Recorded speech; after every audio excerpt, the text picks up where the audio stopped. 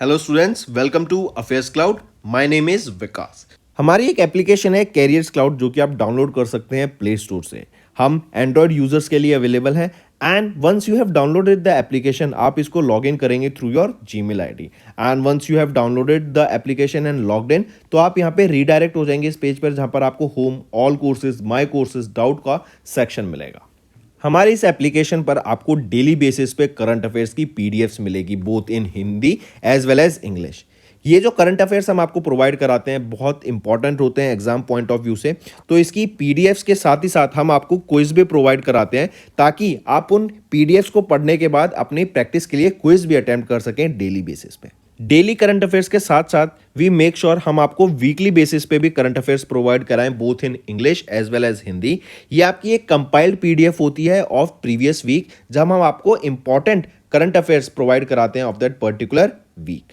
इससे आपकी रिवीजन बहुत अच्छी होती है एंड सिमिलरली हम आपको क्विज भी प्रोवाइड कराते हैं वीकली बेसिस पे ताकि आप अपने वीक के कंटेंट्स को रिवाइज कर सकें एंड सिमिलर प्रोसेस रहती है आपकी मंथली बेसिस पे। नेक्स्ट टाइम आपको कोई भी इवेंट अगर इस दुनिया में हो रहा है तो उससे रिलेटेड हम मेक श्योर करते हैं कि हमारे स्टूडेंट्स को इन्फॉर्मेशन उससे रिलेटेड मिल सके, उससे रिलेटेड इन डेप्थ एनालिसिस हम आपको प्रोवाइड करा सकें ताकि बच्चे उनको पढ़कर अपने क्वेश्चंस जो एग्जाम में पूछे जा सकते हैं उनको अटेम्प्ट कर सकें। हम डेली बेसिस पे आपको पीआईबी का एनालिसिस प्रोवाइड कराते हैं, आर्टिकल्स प्रोवाइड कराते हैं। नॉट जस्ट दिस, अगर कोई इंपॉर्टेंट इवेंट हो रहा है तो उससे रिलेटेड इन डेप्थ एनालिसिस भी हम आपको प्रोवाइड कराते हैं ताकि बच्चे की लर्निंग हो सके। Next we make sure to provide you with exam specific content. Previous years के क्वेश्चंस प्रोवाइड कराते हैं ताकि बच्चे एनालिसिस कर सकें अबाउट द एग्जाम पैटर्न, किस तरीके का सिलेबस आता है, किस तरीके के क्वेश्चंस पूछे जाते हैं एंड इवन एग्जाम होने के बाद we make sure to provide you with the correct analysis of that particular exam. इसी के साथ साथ हम स्टेट करंट अफेयर्स भी प्रोवाइड कराते हैं ऑफ डिफरेंट स्टेट्स ताकि बच्चे किसी पर्टिकुलर स्टेट एग्जाम की प्रिपेयर कर रहे हैं तो उनको भी यहां पर बेनिफिट देखने को मिल सके। इसी के साथ साथ हम टॉपिक वाइज करंट अफेयर्स भी आपको मंथली बेसिस पे प्रोवाइड कराते हैं। ये टॉपिक्स काफी इंपॉर्टेंट होते हैं एंड इनसे एग्जाम में क्वेश्चन पूछा जाता है। ये टॉपिक्स जैसे national affairs, government schemes, international affairs, visits, banking and finance, economy से रिलेटेड, स्पोर्ट्स, डिफेंस, कोई नई एप्लीकेशन अगर आई है, कोई नई टेक्नोलॉजी मार्केट में आई है तो वी मेक श्योर कि हम वो कवर करें ताकि आपकी लर्निंग अच्छे से हो सके। So friends, do check our application, it will be a one stop solution for learning. इसी के साथ साथ फ्रेंड्स अभी कैरियर्स क्लाउड हायर कर रहा है। We have openings for subject matter experts for quant, reasoning and English. इसी के साथ साथ वी आर ऑल्सो लुकिंग कि content creator for current affairs जो कि हमें डेली बेसिस पे, मंथली बेसिस पे, वीकली बेसिस पे कंटेंट प्रोवाइड करा सके एंड हमें एक हिंदी ट्रांसलेटर भी चाहिए जो कि इंग्लिश कंटेंट को हिंदी में ट्रांसलेट कर सके। अगर आपको अप्लाई करना है तो आप इस क्यूआर कोड को स्कैन कर सकते हैं for more information as well as आप हमारे डिस्क्रिप्शन में जो लिंक दिया है उस पर भी जाकर फर्दर इंफॉर्मेशन ले सकते हैं। हेलो एवरीवन, तो आज की वीडियो में 13 मार्च के इंपॉर्टेंट करंट अफेयर्स डिस्कस करेंगे। काफ़ी हेल्पफुल सेशन रहेगा तो एंड तक बने रहिएगा। चलिए स्टार्ट करें। सबसे पहला क्वेश्चन है, मिनिस्ट्री ऑफ जल शक्ति इन्होंने रिसेंटली एक मेमोरेंडम ऑफ अग्रीमेंट साइन किया किस ऑर्गेनाइजेशन के साथ for establishment of an international centre of excellence for dams. एक इंटरनेशनल सेंटर ऑफ एक्सीलेंस बनाने की बात की गई डैम्स के लिए। पूछा जा रहा है कि मिनिस्ट्री ऑफ जल शक्ति ने एक मेमोरेंडम ऑफ एग्रीमेंट किसके साथ साइन किया, तो वो है आईआईएससी बैंगलोर के साथ। राइट, ये बैंगलोर कर्नाटक में रहेगा, इंडियन इंस्टीट्यूट ऑफ साइंस। इनके साथ एक मेमोरेंडम ऑफ एग्रीमेंट साइन किया ताकि एक इंटरनेशनल सेंटर ऑफ एक्सीलेंस बनाया जा सके for dams. Right, take a note of this, important रहेगा ये। नेक्स्ट पर आते हैं फिर। नेक्स्ट है cabinet committee on security CCS। इन्होंने अप्रूव किया 15,000 crore rupees for the 5th generation of aircraft project. आप यहाँ पे देख सकते हैं for 5th generation of aircraft project जो कि रहेगा आपका advanced medium combat aircraft AMCA। ये आपके 5th जनरेशन एयरक्राफ्ट रहेंगे। करेक्ट, इनके लिए अभी 15,000 करोड़ रुपए का कॉन्ट्रैक्ट अप्रूव किया गया CCS के द्वारा एंड ये इंडियन एयरफोर्स को मिलेंगे ऑब्वियसली क्योंकि ये फाइटर जेट है। राइट, एंड ये जो प्रोजेक्ट है ये 2030 तक इसको ख़त्म करने की बात की गई and in the next 5 years यहाँ पे 5 प्रोटोटाइप्स डेवलप करने की बात की जा रही है। तो सिंपली याद रखेंगे CCS ने 15,000 करोड़ रुपए अप्रूव किए for 5th generation aircraft project for advance medium combat aircraft. ठीक है। ये इनको बनाएगा कौन? ADA, एरोनॉटिकल डेवलपमेंट एजेंसी, जो कि आम है DRDO का, Hindustan aeronautics limited. Next next आ जाते हैं नीति फॉर स्टेट्स। ये एक प्लेटफॉर्म है, लॉन्च किया गया बाय होम? तो अश्विनी वैष्णव जी के द्वारा ये आपका नीति फॉर स्टेट्स लॉन्च किया गया। अश्विनी वैष्णव हमारे यूनियन मिनिस्टर हैं ऑफ कम्युनिकेशन, एंड इन्हीं के द्वारा नीति आयोग का ये transformative digital public infrastructure platform है नीति फॉर स्टेट्स। ये बेसिकली क्या है? आपकी पॉलिसी मेकिंग में हेल्प करेगा, राइट, गवर्नेंस को बेटर करने का काम करेगा, and it will make sure कि जो भी पॉलिसीज़ आ रही हैं, जैसे भी गवर्नेंस हो रही है, वो एक स्ट्रीमलाइन हो सके, एक स्मूथ वे में हो सके, एंड बेटर से बेटर पॉलिसीज़ यहाँ पे जनता के लिए लाई जा सके, राइट। तो ये है नीति फॉर स्टेट्स, राइट। फिर यहीं पे अगर मैं बात करूँ नीति आयोग की, तो चीफ एग्जीक्यूटिव ऑफिसर कौन रहेंगे? BVR सुब्रमण्यम। हेडक्वार्टर कहाँ पे रहेगा इसका? न्यू दिल्ली में। एंड इसको कब इस्टेब्लिश किया गया था? 2015 में इसको इस्टेब्लिश करा गया था। नेक्स्ट, आई हब फाउंडेशन। ये किनके द्वारा इनॉग्रेट किया गया और कहाँ पर इनॉग्रेट किया गया? तो IIM संबलपुर। ये कहाँ पर है? उड़ीसा में। तो IIM संबलपुर में अभी इनॉग्रेट किया गया आई हब फाउंडेशन। किसके द्वारा इनॉग्रेट किया गया? तो धर्मेंद्र प्रधान जी के द्वारा इनॉग्रेट किया गया, जो कि हमारे यूनियन मिनिस्टर ऑफ एजुकेशन है, करेक्ट। कब इनॉग्रेट किया गया? 1 मार्च को इसको यहाँ पे इनॉग्रेट किया गया था उड़ीसा में। एंड यहीं पर दो MOUs और याद रखेंगे। पहला MOU IIM संबलपुर ने साइन किया IG ड्रोन्स के साथ, ताकि ड्रोन्स के ऊपर रिसर्च एंड डेवलपमेंट की जा सके। दूसरा MOU साइन किया इन्होंने अपना .co के साथ। ये एक जॉब सीकर्स प्लेटफॉर्म है, जहाँ पर इन्होंने IIM संबलपुर के साथ MOU साइन किया, ताकि इनोवेशन एंड रिसर्च के ऊपर बढ़ावा दिया जा सके, एंड एंटरप्रेन्योरशिप को यहाँ पे प्रमोट करने की बात की गई। नेक्स्ट, EFTA इंपॉर्टेंट है, इसको मार्क करके चलेंगे। अभी रिसेंटली EFTA ने एक $100 बिलियन का ट्रेड पैक्ट साइन किया। किस कंट्री के साथ? To promote investment in the next 15 years. EFTA क्या होता है? EFTA आपका European free trade association, European free trade association, इन्होंने इंडिया के साथ मिलके अभी एक ट्रेड पैक्ट साइन किया। $100 बिलियन का ये ट्रेड पैक्ट रहेगा, एंड इन्वेस्टमेंट ये अट्रैक्ट करेगा इन द नेक्स्ट 15 ईयर्स। यहाँ पर बेसिकली क्या बात की गई अगर हम देखें, तो under this India and EFTA इन्होंने trade and economic partnership agreement sign किया है $100 बिलियन का over the next 15 years. And under this trade and economic partnership agreement EFTA ने कमिट किया to promote investment to increase the stock of FDI in India. FDI ज़्यादा लाने की बात की गई इंडिया में, 1 मिलियन डायरेक्ट एम्प्लॉयमेंट जनरेट करने की बात की गई इंडिया में। एंड EFTA इज़ द इंटर गवर्नमेंटल ऑर्गेनाइजेशन ऑफ आइसलैंड, लिechtenstein, नॉर्वे एंड स्विट्जरलैंड। ठीक है। नेक्स्ट, इवन यहाँ पे बात की गई कि काफ़ी सारे प्रोडक्ट्स जो कि इंडिया में हम इंपोर्ट करते हैं फ्रॉम स्विट्ज़रलैंड, उन पे यहाँ पे धीरे धीरे जो टैरिफ्स हैं उनको रिड्यूस करने की बात की गई। इवन जो एग्रीकल्चर प्रोसेस्ड गुड्स हैं उन पर भी जो टैरिफ्स हैं उनको ख़त्म करने की बात की गई, ताकि जो मेक इन इंडिया को बढ़ावा दिया जा सके, एंड इंडिया के जो गुड्स हैं वो दूसरी कंट्रीज़ में यहाँ पे भेजे जा सके विदाउट टैरिफ्स कम लगेगा उस पर, तो जो एंड प्रोडक्ट होगा वो सस्ता होगा, एंड यूज़र्स को कंज्यूम करने में भी ईजी होगा, क्योंकि उसका प्राइस कम होगा, राइट। अगर मैं EFTA की बात करूँ, यूरोपियन फ्री ट्रेड एग्रीमेंट की, सेक्रेटरी जनरल यहाँ पे कौन रहेंगे? सिरी वेशेट मेलिंग, ये नॉर्वे से हैं। हेडक्वार्टर जिनेवा स्विट्ज़रलैंड में रहेगा। 1960 में इसको इस्टेब्लिश किया गया था, राइट। एंड अगर EFTA कंट्रीज़ की बात करें यहाँ पर, तो स्विट्ज़रलैंड लार्जेस्ट ट्रेडिंग पार्टनर है इंडिया का, followed by Norway. Moving on, NHAI इन्होंने अभी रिसेंटली कोलैबोरेट किया किसके साथ?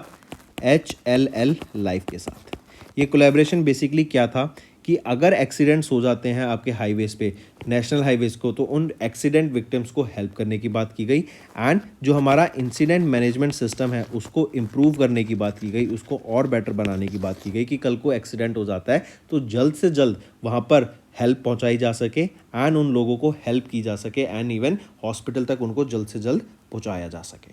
तो ये बेसिकली आपका NHAI के द्वारा 5 साल का एक MOU साइन किया गया है यहाँ पर HLL लाइफ केयर के साथ, ताकि आपका इंसिडेंट मैनेजमेंट सिस्टम को स्ट्रेंथन किया जा सके, एंड अगर एक्सीडेंट्स होते हैं, विक्टिम्स होते हैं, उनको हाईवेज पे बेटर हेल्प प्रोवाइड कराई जा सके ऑन द स्पॉट, राइट। जैसे एम्बुलेंस, आपका वैन से लेके अगर कोई गाड़ी पलट गई है तो क्रेन्स का यूज़ कराना, ताकि उसको जल्दी से जल्दी लोगों को एम्बुलेंस के थ्रू हॉस्पिटल, और क्रेन्स की मदद से अगर गाड़ी पलट गई है तो उनको सीधा कर देना, राइट। इंजरी से लोगों को बचाना, इंजरी हुई है तो जल्द से जल्द उनको मेडिकल बेसिक जो लाइफ सपोर्ट है वो प्रोवाइड कराई जा सके।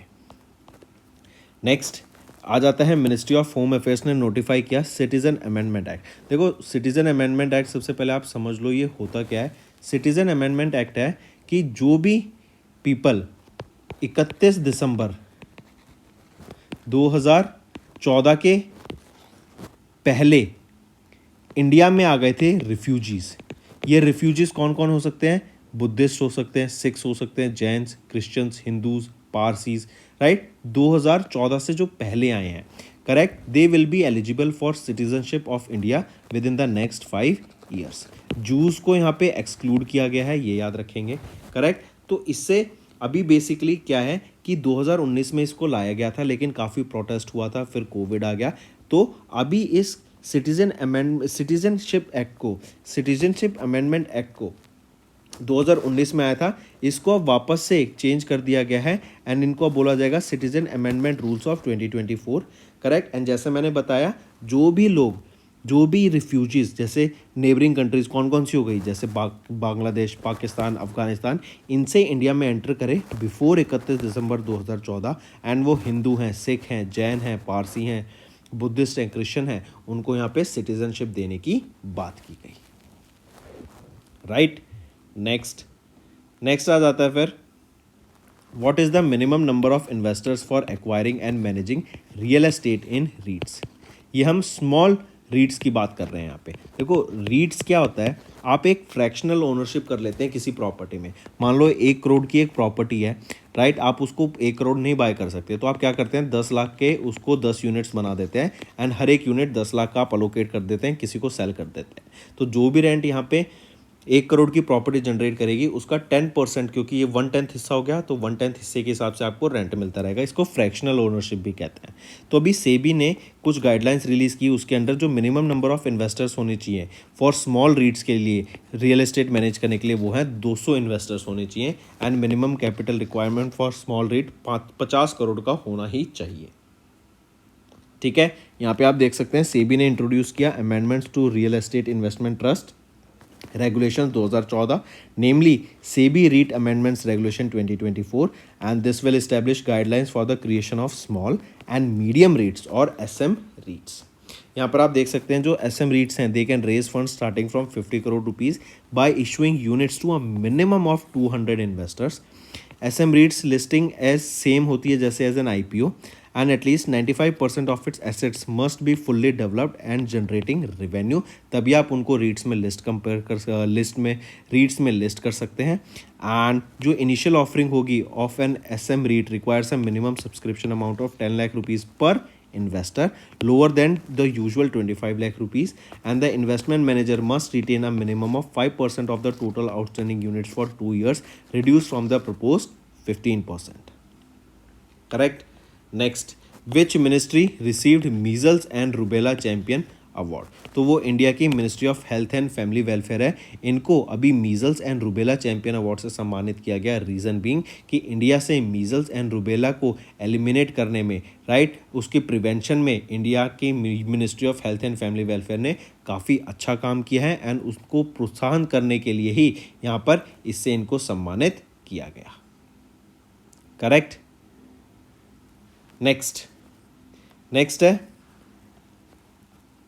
प्रेसिडेंट द्रौपदी मुर्मू, इन्होंने प्रेजेंट किया president standard and colours to 4 Indian air force units. याद रखेंगे, जो ये president's standard and colour award है, ये हाईएस्ट ऑनर है जो किसी भी मिलिट्री यूनिट को दिया जाता है इन इंडिया, एंड अभी 4 इंडियन एयरफोर्स यूनिट को इससे सम्मानित किया गया।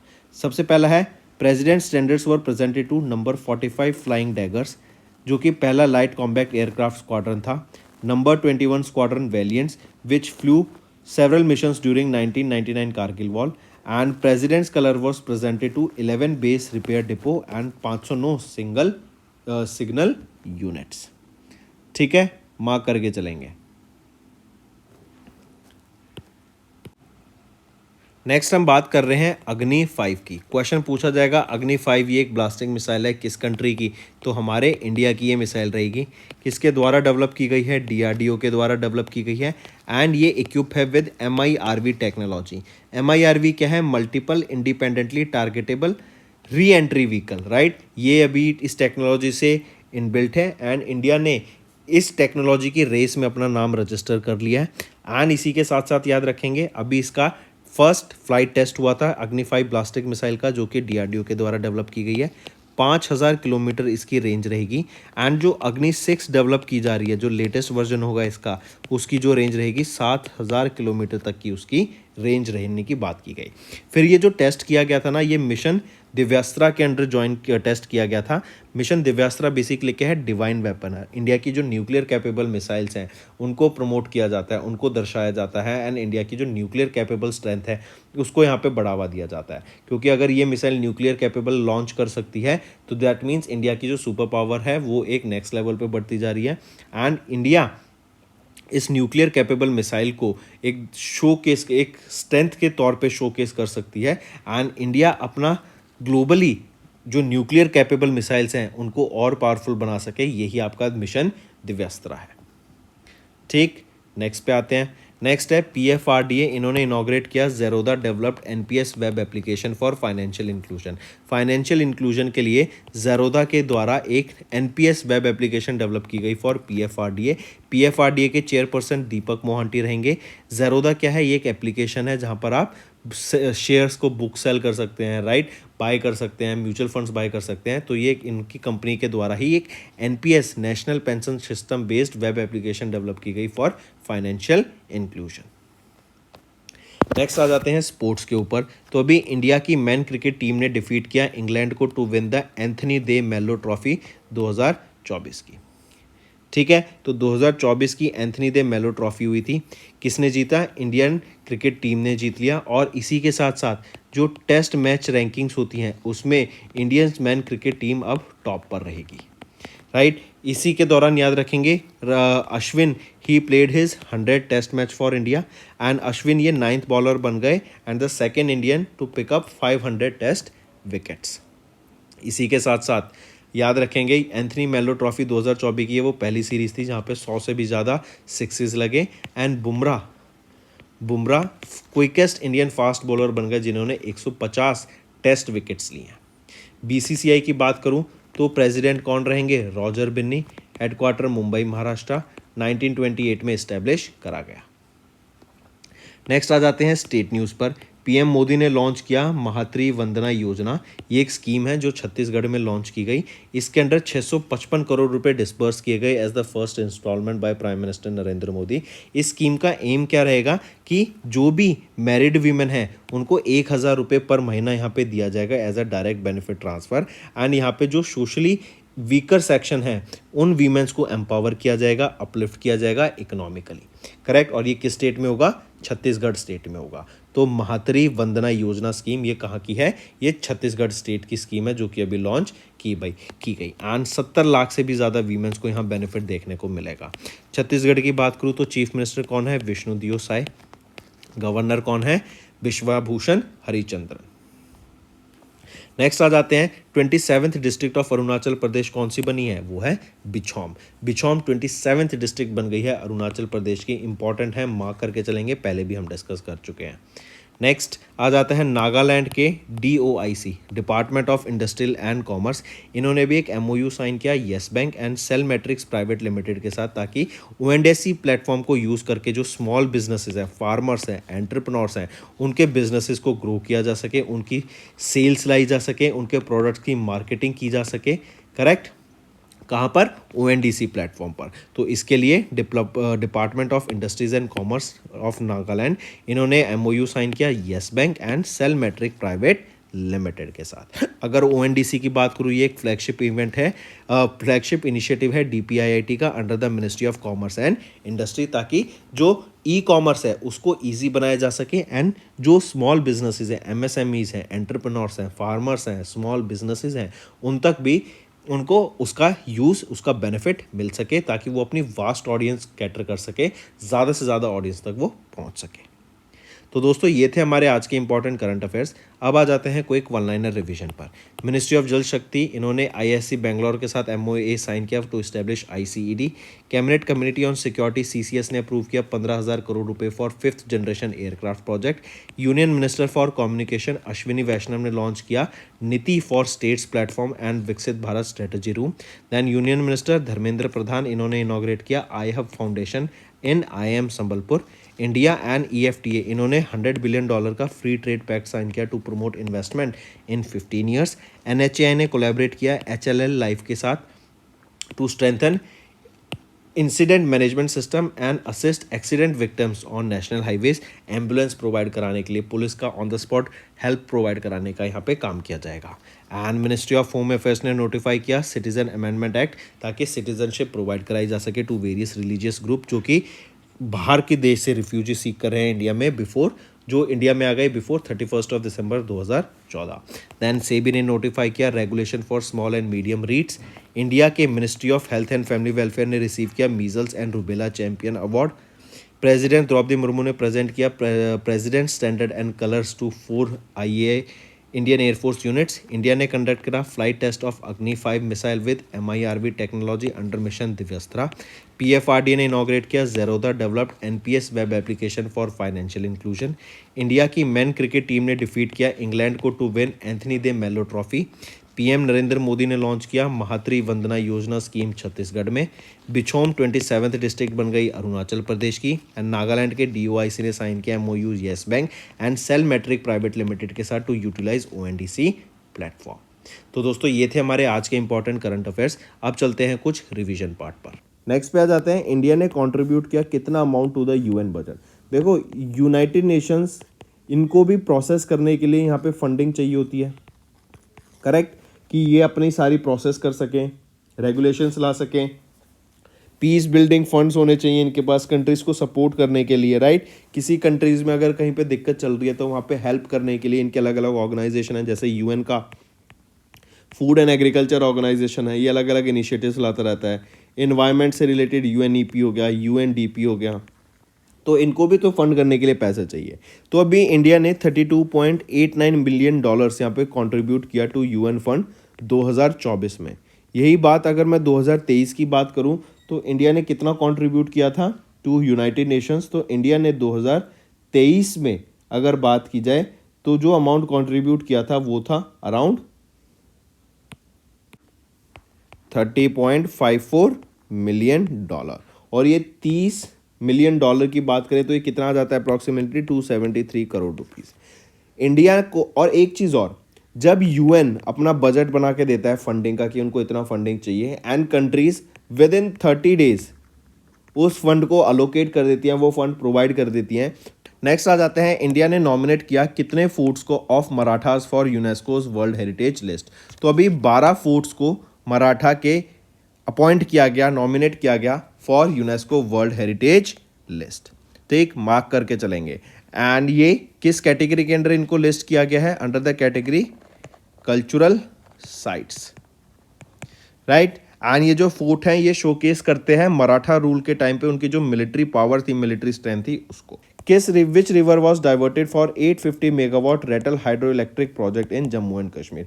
तो 805 वाट का एक Ratle hydro electric power project है जम्मू एंड कश्मीर में, उसको बनाने के लिए एक अभी रिवर को डाइवर्ट किया गया थोड़ा। उस रिवर का नाम क्या रहेगा, चेनाब रिवर को यहाँ पे डाइवर्ट किया गया। और ये कहाँ पे डाइवर्ट किया गया, in the Kishtwar district of Jammu and Kashmir. इस रिवर को, चेनाब को यहाँ पे थोड़ा सा डाइवर्ट किया गया।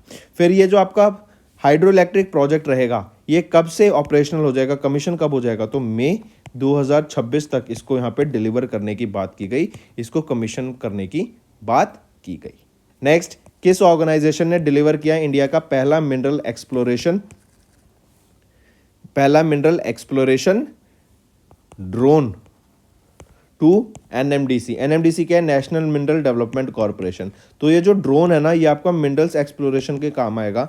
ये ड्रोन की कंपनी का नाम क्या रहेगा, Marut drone track private limited, right. ये एक हैदराबाद हैदराबाद तेलंगाना बेस्ड कंपनी रहेगी, ड्रोन कंपनी रहेगी। इन्होंने अभी अपना एक ड्रोन जो कि मिनरल एक्सप्लोरेशन ड्रोन रहेगा, उसका नाम भी याद रखेंगे। वो मिनरल एक्सप्लोरेशन ड्रोन का नाम रहेगा ऑक्टा क्वाड कोएक्सियल X8, ये ड्रोन का नाम रहेगा। इस ड्रोन को अभी डिलीवर किया गया टू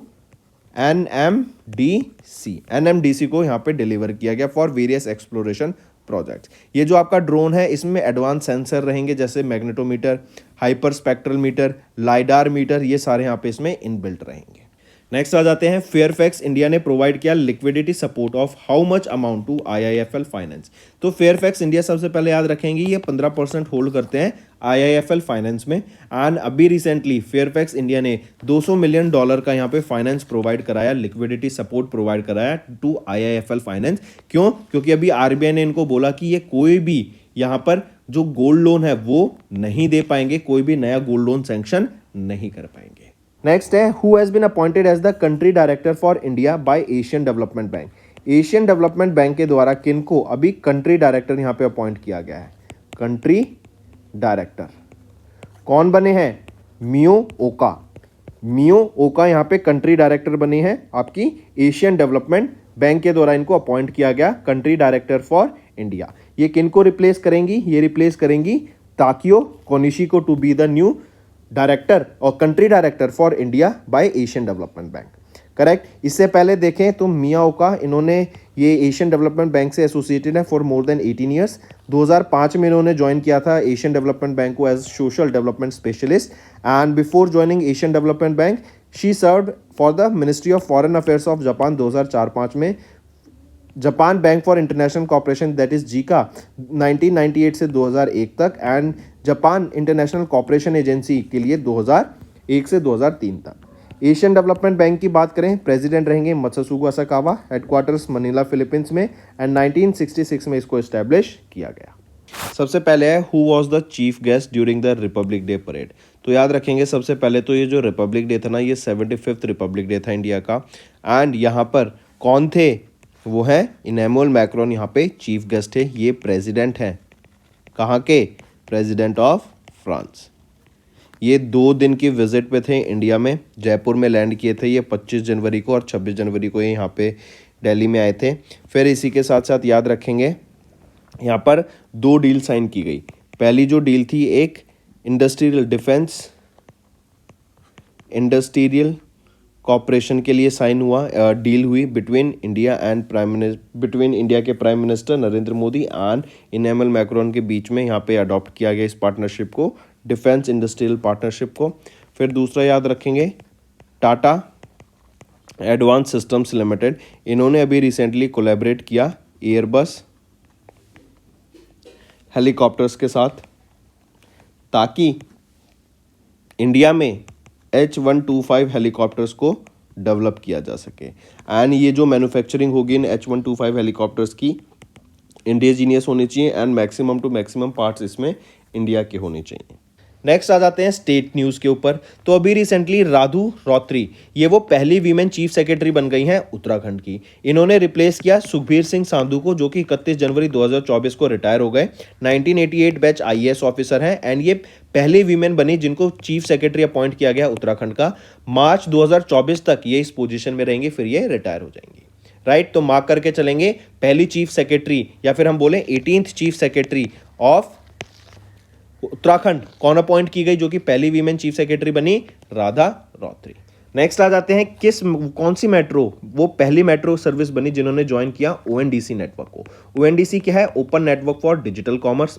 तो Chennai metro, Chennai metro rail corporation, rail limited, CMRC, ये वो पहली मेट्रो बन गई है जो कि अपनी सर्विस प्रोवाइड करेगी ओएनडीसी पे। आप यहाँ पे टिकट बुकिंग कर सकते हैं थ्रू दिस ONDC पोर्टल। इसी की बात करें तो यहाँ पे आप देख सकते हैं, जो टिकट होगी चेन्नई मेट्रो की वो परचेज की जा पाएगी through ONDC network such as Rapido से, नम्मा यात्री से, एंड रेड बस से।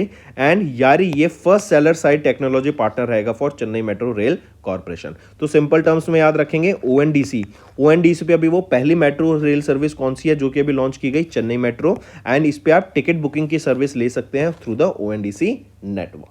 NHAI इन्होंने कोलैबोरेट किया कि इस ऑर्गेनाइजेशन के साथ to develop a robust national highways network, एक नेशनल हाईवेज का प्रॉपर नेटवर्क बनाने के लिए एंड उस नेटवर्क को मेंटेन करने के लिए, उसको ग्रो करने के लिए, करेक्ट, नई नई टेक्नोलॉजी वहाँ पे लाने के लिए, ताकि जो हाईवेज है उनको और सेफ बनाया जा सके फॉर जनरल पब्लिक। तो इसी के लिए अभी रिसेंटली NHAI ने किस ऑर्गेनाइजेशन के साथ कोलैबोरेट किया, वो है GSI, geological survey of India के साथ मिलके NHAI ने यहाँ पर एक कमिटमेंट की, या फिर उन्होंने एक कोलैबोरेशन किया, ताकि जो नेशनल हाईवेज का नेटवर्क है ना, हम उसको और बेटर करेंगे आने वाले टाइम में। Who won the album of the year for fourth time during the 66th annual Grammy Awards? Important mark करके चलेंगे। अभी रिसेंटली ग्रैमी अवार्ड्स हुए थे, राइट, म्यूजिक से रिलेटेड होते हैं ये, 2024 के हुए थे, 66th एडिशन था ग्रैमी अवार्ड्स का। लोकेशन LA में हुए थे, USA में। एंड इसी में भी याद रखेंगे crypto.com अरीना में ये हुए थे, ठीक है। फिर पूछा जा रहा है कि किन्होंने यहाँ पे for the fourth time Grammy awards को जीत लिया, और ग्रैमी में भी album of the year category में इन्होंने जीता है इसको। तो ये रहेंगी टेलर स्विफ्ट। ये पहली आर्टिस्ट बन गई हैं इन द हिस्ट्री जिन्होंने 4 बार यहाँ पर एल्बम ऑफ द ईयर का खिताब जीता। कौन सी एल्बम का क्या नाम रहेगा इनका? मिडनाइट्स। मिडनाइट्स एल्बम के लिए इनको चौथी बार यहाँ पे एल्बम ऑफ द ईयर से सम्मानित किया गया, टेलर स्विफ्ट को। अब आ जाता है मेन क्वेश्चन पे। सबसे पहला, कौन सा MBA कॉलेज इसने टॉप किया इंडिया 2024 में इन गवर्नमेंट कॉलेजेस कैटेगरी? तो किस वो कौन सा MBA कॉलेज है जिन्होंने भी टॉप किया? ये डाटा रिलीज़ किया गया था IIRF के द्वारा, इंडियन इंस्टीट्यूशनल रैंकिंग फ्रेमवर्क के द्वारा एक डाटा रिलीज़ किया गया, जिसमें बताया गया IIM अहमदाबाद, IIM अहमदाबाद जो कि है गुजरात में, इसने टॉप किया है among the MBA colleges in the government category, right. अगर आप पूछूं मैं आपसे प्राइवेट कैटेगरी में किसने टॉप किया, यहाँ पर कौन से कॉलेज ने टॉप किया, तो वो है जेवियर लेबर रिलेशंस इंस्टीट्यूट। चलिए नेक्स्ट पे आते हैं। हु को chair 12th India Oman joint maritime cooperation joint military cooperation committee? तो ये जॉइंट मिलिट्री कॉपरेशन कमेटी अभी 12th एडिशन था इस इंडिया और ओमान मीटिंग के बीच का, किसके द्वारा चेयर की गई? को चेयर की गई गिरिधर अरमाने जी के द्वारा। तो इंडिया से कौन डेलीगेशन थे जिन्होंने चेयर किया या इंडिया को रिप्रेजेंट किया यहाँ पर? वो है श्री गिरिधर अरमाने जी। ये कौन है? ये डिफेंस सेक्रेटरी हैं। Giridhar Aramane ji 2 day long visit पे थे to Oman on 30th and 31st of जनवरी। एंड यहाँ पर इन्होंने, हमने देखा कि कई MOUs भी साइन किए गए हैं in the field of defence material procurement, right. And यहीं पर हम देखेंगे इन दोनों इंडिया और ओमान के बीच में डिफेंस रिसर्च एंड डेवलपमेंट को बढ़ावा देने की भी बात की गई, ट्रेनिंग प्रोवाइड कराने की बात की गई इंडिविजुअल्स को in the field of defence, correct. Joint exercises कराने की बात की गई, इंफॉर्मेशन शेयरिंग की बात की गई, मेंटेनेंस रिपेयर एंड ओवरहॉल के लिए, ship building maintenance repair and overhaul के लिए भी यहाँ पर इन दोनों के बीच में यहाँ पर काफ़ी डिफेंस कॉपरेशन हमें देखने को मिला। GRSC मार्क करेंगे इसको, इंपॉर्टेंट कई क्वेश्चन बनेंगे इस टॉपिक से। GRSC ने अभी किस ऑर्गेनाइजेशन के साथ मिलके साइन किया एक frame and individual licence pack to produce MTU series 4000 marine engines? तो GRSC ने रॉल्स रॉयस के साथ यहाँ पर अभी टाइप किया है ताकि प्रोड्यूस कर सके। साइन किया गया a frame and individual licence pack to produce MTU series 4000 marine engines को। पहली चीज़ याद रखेंगे ये, राइट। फिर दूसरी चीज़ यहाँ पे याद रखेंगे, रॉल्स रॉयस ने ही दूसरा जो एक डील साइन करी वो है आज़ाद इंजीनियरिंग के साथ, आज़ाद इंजीनियरिंग के साथ। और ये जो दूसरी डील साइन की गई है ये 7 साल की डील साइन की गई है, करेक्ट। और यहाँ पे complex military arrow engine components को यहाँ पे डेवलप किया जाएगा, करेक्ट, मार्क करके चलेंगे। आज़ाद इंजीनियरिंग की बात करें तो ये हैदराबाद तेलंगाना बेस्ड कंपनी रहेगी। एंड रॉल्स रॉयस ने GRSC के साथ टाइप किया to produce MTU series 4000 marine engines, और दूसरा आज़ाद इंजीनियरिंग के साथ टाइप किया ताकि complex military aero engines components को यहाँ पे डेवलप किया जा सके। किस बॉलीवुड एक्टर या which Bollywood actor became the brand ambassador of boat? Boat हम जानते हैं स्मार्ट वेरेबल्स ब्रांड है आपका, यहाँ पर आप इसमें आपके स्मार्ट वॉचेस, देन आपके ईयरबड्स, ईयरफोन्स, हेडसेट्स, ये सब आ जाते हैं। तो अभी Ranveer Singh Bollywood actor, right, not Ranbir, Ranveer Singh Bollywood actor, इनको यहाँ पे ब्रांड एम्बेसडर अपॉइंट किया गया है बोट ब्रांड का। नेक्स्ट है Moody's revise India GDP growth rate for year 2024 to dash. तो मूडीज ने इंडिया की जीडीपी ग्रोथ रेट को रिवाइज कर दिया टू 6.8%। पहले ये एक्सपेक्ट कर रहे थे कि इंडिया 6.1% से ग्रो करेगा, but now it has been revise to 6.8%। Even यहाँ पे याद रखेंगे 2025 में इंडिया की जीडीपी एक्सपेक्ट की जा रही है टू 6.4%। अभी रिसेंटली क्वार्टर थर्ड में ऑफ फिस्कल ईयर 24 हमने देखा इंडिया 8.4% से ग्रो करा, वहां पे जहां हम एक्सपेक्ट कर रहे थे कि इंडिया 7% से ग्रो करेगा। एंड काफी ज्यादा इंडिया की एक बहुत अच्छी स्पीड देखने को मिल रही है ग्रोथ की, करेक्ट। नेक्स्ट आ जाते हैं इंपॉर्टेंट डेज पर। वर्ल्ड वेटलैंड डे कब ऑब्जर्व किया जाता है? 2 फरवरी को हम ऑब्जर्व करते हैं world wetland day, and it is to raise awareness about the vital role of wetlands, a critical important ecosystem for people and the planet, correct. And इसी दिन रामसर कन्वेंशन, जो रामसर कन्वेंशन है उसको भी यहाँ पे अडॉप्ट किया गया था 2 जनवरी को। एंड थीम याद रखेंगे वर्ल्ड वेटलैंड डे की, वो है wetlands and human wellbeing. Wetlands का जो पीपल के लिए, जो प्लेनेट के लिए, जो हमारे इकोसिस्टम के लिए जो इंपॉर्टेंस है उसको यहाँ पे दर्शाया गया है under this world wetland day. Theme रहेगी wetland and human wellbeing. Next आ जाता है स्टेट न्यूज़ के ऊपर, इंपॉर्टेंट रहेगी। अभी रिसेंटली 18वां वाइल्ड लाइफ सेंचुरी कौन सी बनी है तमिलनाडु की? वो है Thanthai Periyar wild life sanctuary. तो 18th wild life sanctuary of Tamil Nadu state कौन सी है? Thanthai Periyar wild life century.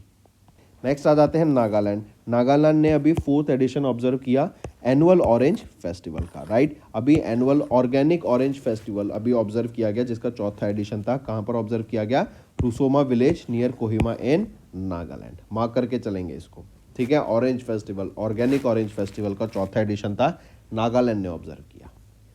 फिर आ जाते हैं ओडिशा के चीफ मिनिस्टर नवीन पटनायक, इनके द्वारा 4th edition of Chilika bird festival को ऑब्जर्व किया गया। 27 से 29 जनवरी के बीच में ऑब्जर्व किया जाता है ये national Chilika bird festival, correct. Chilika lake पे जो बर्ड्स की डाइवर्सिटी है उसको ऑब्जर्व किया जाता है। एंड छिलिका एशिया की लार्जेस्ट ब्रैकिश वाटर लगून है जो कि ओडिशा में लोकेटेड है, ठीक है। मार्क करके चलेंगे।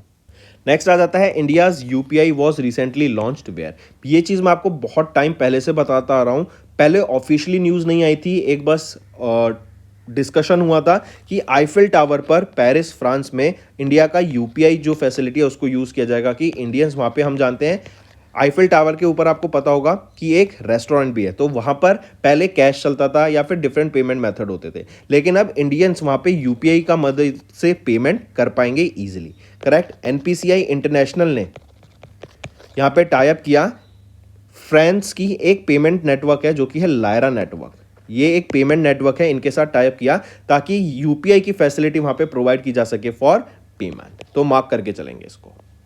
इसके अलावा देखें तो सऊदी अरेबिया, यूएई, भूटान, यहाँ पर भी यूके, हमें यहाँ पे यूपीआई का यूज देखने को मिलता है। फिच रेटिंग्स पर आते हैं, तो फिच रेटिंग्स ने अभी इंडिया का जो फिस्कल डेफिसिट है फिस्कल ईयर 25 के लिए, वो कितना फॉरकास्ट किया? 5.4%। ये 0.3% ज़्यादा है जो कि बजट में हमारा प्रेजेंट किया गया था 5.1% से, ठीक है। मार्क करके चलेंगे। डिफरेंस कितना है? 0.3% का हमें यहाँ पे बजट देखने को मिलता है, जो बजट का टारगेट था, करेक्ट। मूविंग ऑन, इवन यहाँ पे इवन बताया गया कि जो आने वाले टाइम में है ना, हम इस फिस्कल बजट को और कम कर देंगे, राइट। यहाँ पे इसको अराउंड 5% तक ले जाने की बात की गई। Moving on, NGEL and UP Rajya Vidyut, इन्होंने पार्टनर किया to develop renewable energy projects in which state. तो यूपी के स्टेट में एनजीईएल जो कि है एनटीपीसी ग्रीन एनर्जी लिमिटेड, इन्होंने अभी पार्टनर किया यूपी राज्य विद्युत के साथ बेसिकली, ताकि यूपी स्टेट में रिन्यूएबल एनर्जी प्रोजेक्ट को यहाँ पे डेवलप किया जा सके। सबसे पहला कि किन्होंने इनॉग्रेट किया 9th एडिशन ऑफ राइजीना डायलॉग। तो 9th एडिशन ऑफ राइजीना डायलॉग किनके द्वारा इनॉग्रेट किया गया? पीएम मोदी के द्वारा इनॉग्रेट किया गया।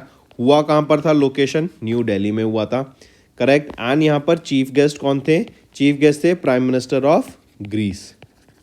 वो कौन है? वो है क्रियाकोस मित्सोताकी। नेक्स्ट आ जाता है फिर अभी किस ऑर्गेनाइजेशन को ऑनलाइन पेमेंट एग्रीगेटर का लाइसेंस मिला आरबीआई से। डायरेक्ट क्वेश्चन है, अमेजॉन पे। आप कभी जब अमेजॉन की वेबसाइट पे लॉगिन करते हैं कुछ बाय करने के लिए, तो आप देखते हैं वहाँ पे अमेजॉन पे का फीचर आता है। तो ये सिमिलर है, आप यहाँ पे अमेजॉन पे में अपना अकाउंट खोल सकते हैं, यहाँ पर अपना बैलेंस रख सकते हैं, यहीं से आप पेमेंट कर सकते हैं, डिस्काउंट्स भी मिलते हैं। इवन आप अपने बिजली का बिल, रिचार्ज वगैरह वो भी इस अमेजॉन पे के थ्रू करा सकते हैं। नेक्स्ट आ जाते हैं important days. International day of zero tolerance for female genital mutilation 24 जनवरी को हम ऑब्जर्व 6 फरवरी को हम ऑब्जर्व करते हैं, राइट।